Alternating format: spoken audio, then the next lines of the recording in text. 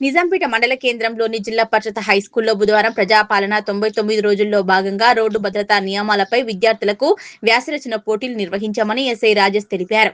ఈ సందర్భంగా ఆయన మాట్లాడుతూ అరైవ్ అలైవ్ కార్యక్రమంలో భాగంగా మండల వ్యాప్తంగా ఉన్నటువంటి ప్రభుత్వ పాఠశాలల్లో రోడ్డు భద్రతా నియమాలు, మానవాహారం వ్యాసరచన పోటీలు నిర్వహించి విద్యార్థులకు బహుమతులు అందజేశామన్నారు.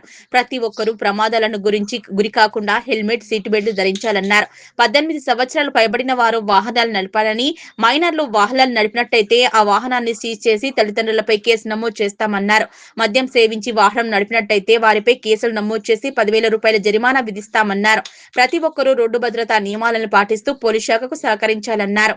ఈ కార్యక్రమంలో head constable Sudhakar, Sunitha, constable Harish, గ్రామ సర్పంచ్ నరేందర్, ఉప సర్పంచ్ బాబు, కార్యదర్శి నర్సింహులు, ఉపాధ్యాయులు రమేష్ తదితరులు పాల్గొన్నారు.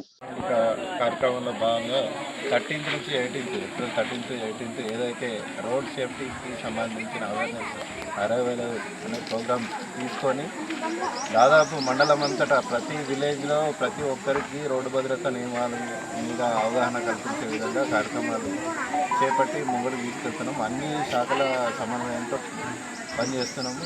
దాంట్లో భాగంగా ఈరోజు విద్యార్థులకు హెల్మెట్ కానీ లేకపోతే రోడ్డు భద్రతా నియమాలు పైన అవగాహన కల్పించేందుకు జెడ్పీహెచ్ఎస్ నిజాంపేటలో సర్పంచ్ గారు, సెక్రటరీ గారు, ఉప సర్పంచ్ గారు మరి హెడ్ మాస్టర్ గారి సహకారంతో పిల్లలకు ఎస్ఏ రైటింగ్ కాంపిటీషన్ పెట్టి వాళ్ళకు ఫస్ట్, సెకండ్, థర్డ్ ప్రైజులు కూడా డిస్ట్రిబ్యూట్ చేయడం జరిగింది.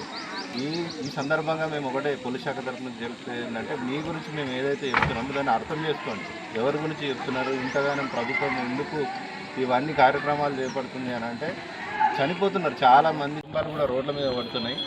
ఈ లాస్ట్ ఇయర్ మొత్తం దేశవ్యాప్తంగా 1,70,000 మంది చనిపోయారంటే దాని తీవ్రత ఎట్లుందో అర్థం చేసుకొని 3 నిమిషాలకు ఒక ప్రాణం పోతుంది. కాబట్టి ఖచ్చితంగా అందరూ రోడ్డు భద్రతా నియమాలు పాటించాలి.